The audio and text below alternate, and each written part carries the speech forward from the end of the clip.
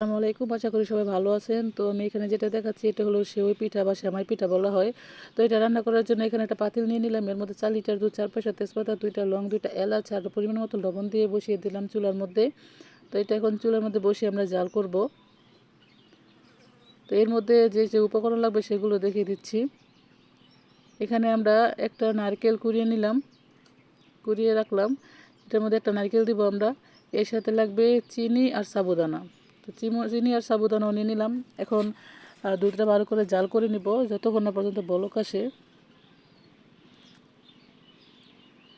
দুধের মধ্যে বলক এসে গেছে। দুধটা ভালো করে জাল করে নিতে হবে। যত ভালো করে দুধটা জাল করা যাবে তত ভালো স্বাদ আসবে এই পিঠার। এই যে দুধটা আস্তে আস্তে গাঢ় হয়ে যাচ্ছে, আমরা ভালো করে দুধটা জাল করে নিতেছি। দুধটা ভালো করে জাল হয়ে আসলে এর মধ্যে আমরা অন্য সব উপকরণ মিক্স করব।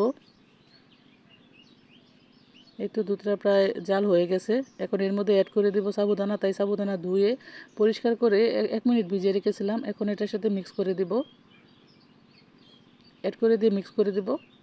এই তো আমরা মিক্স করে দিতেছি। তো এটা দেওয়ার পরে কিন্তু নিচে লেগে যাওয়ার সম্ভাবনা থাকবে, তাই সাথে সাথে নাড়তে হবে আর অনবরত নাড়তে হবে। আর এটা এখন আমরা ভালো করে জাল দেবো যতক্ষণ না পর্যন্ত সাবুদানাটা সিদ্ধ হয়ে আসে। এই তো প্রায় শেষ পর্যায়ে সিদ্ধ হয়ে এসেছে আমাদের সাবুদানাটা। এখন এর মধ্যে অ্যাড করে দেবো চিনি। চিনিটা অ্যাড করতে হবে যার যার টেস্ট অনুযায়ী। কেউ মিষ্টি পছন্দ করে, আবার কেউ কম মিষ্টি পছন্দ করে। তো আমি এখানে 1 কেজির মতো চিনি অ্যাড করে দিলাম। চিনিটা অ্যাড করে এখন এটা ভালো করে মিক্স করব। চিনিটা দেওয়ার পর হালকা একটু পানি বাড়বে, তখন এই পানিটা আমরা শুকিয়ে নেব জাল দিয়ে। এখন দিয়ে দিব হাতে বানানো সেমাই পিঠাগুলো, দিয়ে দিলাম। এখন এটা ভালো করে মিক্স করব।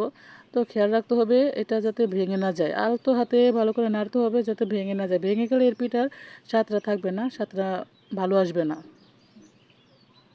এগুলো আস্তে আস্তে যেতে থাকে সেই দিকে খেয়াল রাখতে হবে। এই তো গাঢ় হয়ে আসছে। আর এটা এখন আমরা জাল করে নেব যতক্ষণ পর্যন্ত এই সেওই পিঠাটা সিদ্ধ হয়ে না আসে। এই তো সিদ্ধ হয়ে গেছে আর দুধটাও গ্রেভিটাও ভারী হয়ে এসেছে। জাল দেওয়ার এখন আমরা জাল দেওয়ার শেষ পর্যায়ে অ্যাড করে দিব নারিকেল। সর্বশেষ নারকেলটা অ্যাড করব আমরা। নারকেলটা অ্যাড করে দিলাম। এখন নারকেলটা অ্যাড করে এর মধ্যে ভালো করে মিক্স করে নিব। আস্তে করে মিক্স করতে হবে যাতে এটা ভেঙে না যায়। মিক্স করা হয়ে গেছে। এখন নারকেলটা একটু সিদ্ধ হওয়ার আগ পর্যন্ত জাল করে নিব। আমাদের পিঠা বানানো শেষ, দেখতে পাচ্ছেন সবগুলো উপকরণ সিদ্ধ হয়ে গেছে আর অনেক সুন্দর গাঢ় হয়ে আসছে। এটা ঠান্ডা হলে আরেকটু গাঢ় হবে। এই তো আমাদের পিঠা বানানো শেষ। এটা হলো ফাইনাল লুক। সবাই ভালো থাকবেন। আসসালামু আলাইকুম।